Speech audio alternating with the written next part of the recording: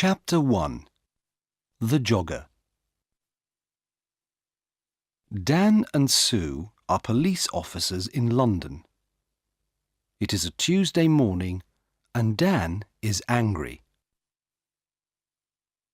"What's the matter, Dan?" Sue asks. "Look at this," Dan says.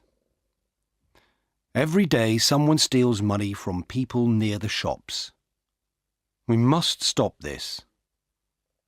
"Yes, of course," Sue says. "But who is it?" "There is a jogger," Dan says.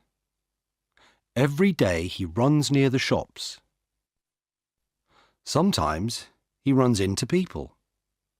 Perhaps he steals the money." "OK," Sue says. "Let's go to the shops. Perhaps we can see this jogger." They sit upstairs in a window over the shops. Dan has a radio. They watch the people in the street. "Look," Sue says. "There's the jogger." The young man runs into an old woman and she falls down. The jogger puts his hand on the old woman's arm. "I'm sorry," he says. "Can I help you? Here's your bag." Then a young woman shouts at him. "Don't run here," she says. "It's dangerous. Go away." The young man runs away. Dan talks in his radio. "Quick, stop him. He's running up North Street." A police car stops the young man in North Street. "Are you okay now?" Sue asks the old woman. "Yes, thank you." "Where is that nice young woman? I can't see her now." "Have you got all your money?" Sue asks. The old woman looks in her bag. "No, I haven't. My money's in my purse. But my purse isn't here." "OK, Sue," Dan says. "Let's talk to the jogger."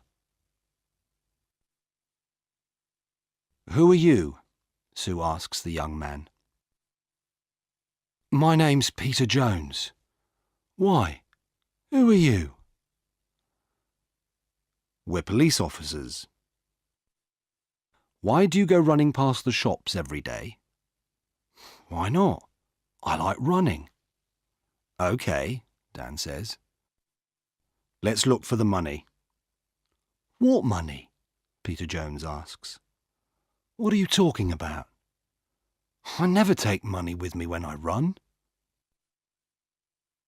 Dan looks for the money, but he cannot find any. "Can I go now?" Peter Jones asks. "OK," Dan says angrily, "but don't come back." "Why not?" Peter asks angrily. "I live here, and I'm not doing anything wrong."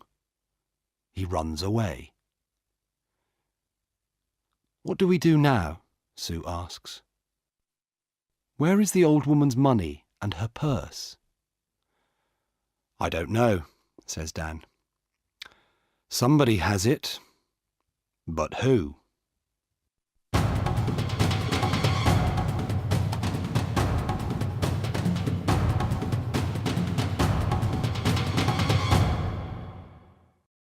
Chapter 2. TV. Dan and Sue go back to the shops. "I don't understand," Dan says. "The jogger hasn't got the money, so we must look for someone different." "Look," Sue says. "There's a TV camera over that shop door. Perhaps that can help us." They go into the shop and watch the video. "Look," Sue says. "There's the old woman. She's getting money from the bank and putting it into her purse. Now she's putting the purse into the bag. Stop the video there, says Dan. Now, look carefully. Is anybody watching her? There are a lot of people in the street, Sue says. I'm not sure. Is it that man with the long hair? Perhaps, says Dan. Let's go on. What happens next? They watch the video. The jogger runs into the old lady. He stops and helps her. She shouts at him and he runs away. Then a lot of people come and help the old lady. Look, Sue says. The long-haired man has her arm. Yes, but that woman has her bag, Dan says. What's she doing with it? Oh, I can't see. There's a man in front of her. Listen, I have an idea, Dan says. You go to the bank tomorrow and take some money out. Why is that a good idea? Sue asks. Because we can watch you, Dan answers. Get a lot of money from the bank and let everybody in the street see it. Take a radio too, so you can talk to me. OK, Sue says. We can do that tomorrow morning then.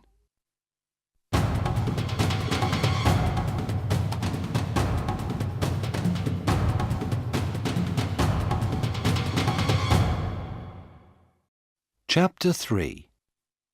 Help me, quick. Next day, Sue goes to the bank. Dan is watching with another policeman, Jim. They have radios.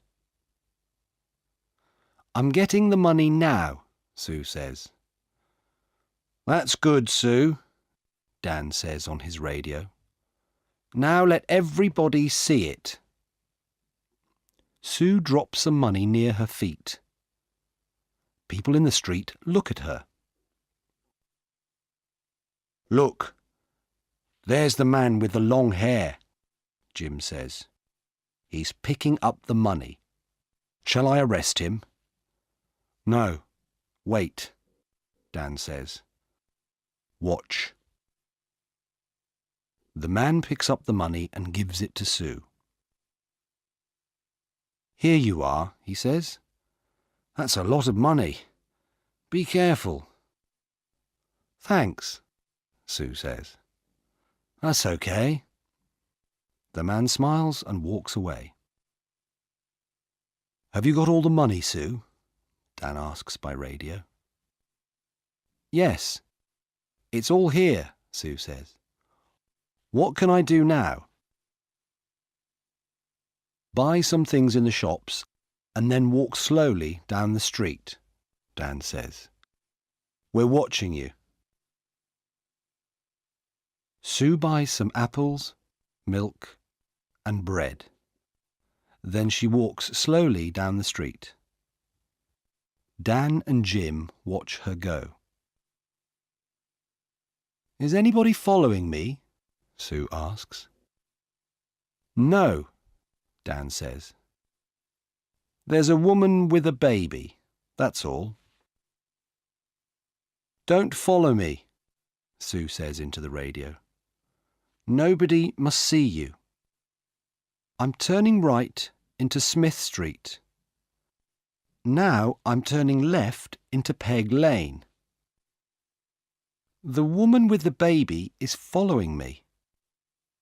I'm turning right into Dale Avenue. Are there lots of people about? Dan asks. No, it's very quiet. Nothing is happening. Dan and Jim wait. Then Sue shouts, Be careful! Oh, help me! Quick! Help! The jogger, Peter Jones, runs into Sue and she falls over. There are apples, milk and bread everywhere. "I'm sorry," says the man. "Let me help you." The woman takes Sue's arm. "Are you okay?" she asks. "Go away," she shouts at the man. But he sees the radio in Sue's pocket. "What's this?" he asks. "A police radio? Give me the money, quick!" He takes the money and runs. The woman wants to run after him, but Sue holds her. "Stop," she says. "I'm a police officer. You must stay here." "But why?" the woman asks. "I want to help you. That man has your money. I haven't got it." "Is he your friend?" Sue asks. "Where does he live?" "I don't know," the woman says. "I don't know him." "Who are you?" Sue asks. "Where do you live?" Linda Wilkes. I live at 14 Old Street."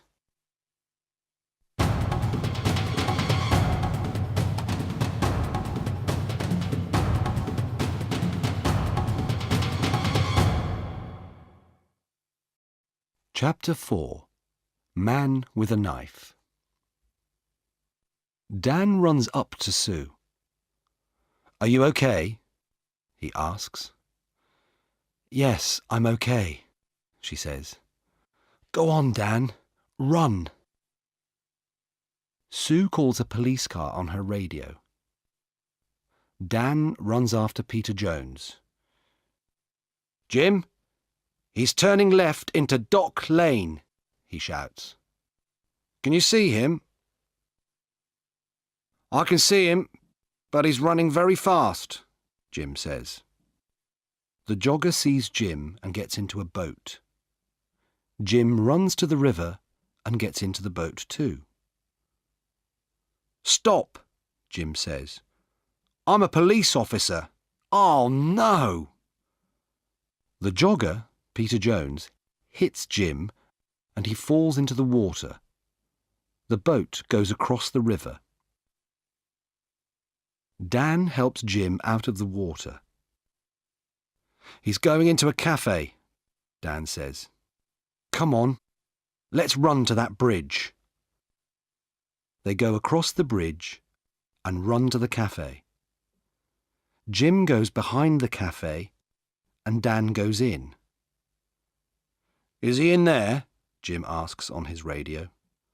"Yes," Dan answers. "Jim, he's coming out." "Stop," says Jim. "I'm a police officer." But Peter has a knife in his hand. Jim holds out his hand. "Give me the knife, Peter." "Stay back," Peter says. "I can kill you with this." Jim can see Dan in the door behind Peter. Dan walks out of the door very slowly and quietly. "Come on, Peter," says Jim. "Give me the knife." Dan takes Peter's arms from behind, and Jim takes the knife from his hand. Dan finds the money in Peter's trousers.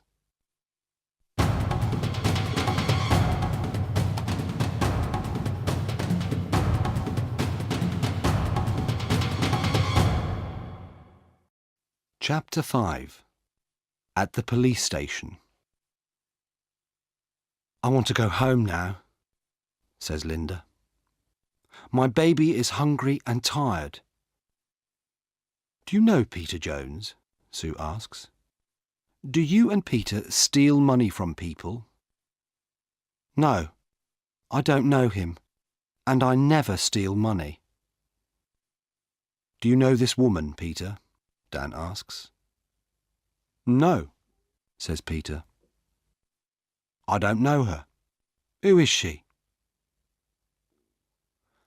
Dan and Sue go back to their office. Does Linda work with Peter? Dan asks Sue. Yes, she does, says Sue. Watch this video. Look, there she is. She's watching me get the money, and now she's talking to someone on her phone. But who is she talking to? She's talking to Peter, of course. Now she's following me and talking to him again. She's talking about me. Dan and Sue speak to Linda again. Can I see your phone, please, Miss Wilkes? Sue asks. My phone? Why do you want to see that? Well, it remembers a lot of numbers. Sue presses 1 on Linda's phone. Peter's phone begins to ring. Sue laughs. Let me ask you again, Miss Wilkes. Do you know Peter Jones? Well, yes, OK. I know him. But I don't steal money. Sue and Dan take Linda home. They go into her house. There's £200 under your bed, Linda, Dan says. And look, this is the old lady's purse.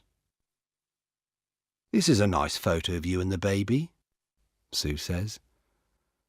But who is the man? Is he the baby's father? OK, it's Peter, says Linda. And yes, I do steal the money. I'm sorry, OK? No, Linda, it's not OK, Sue says. It's not OK at all.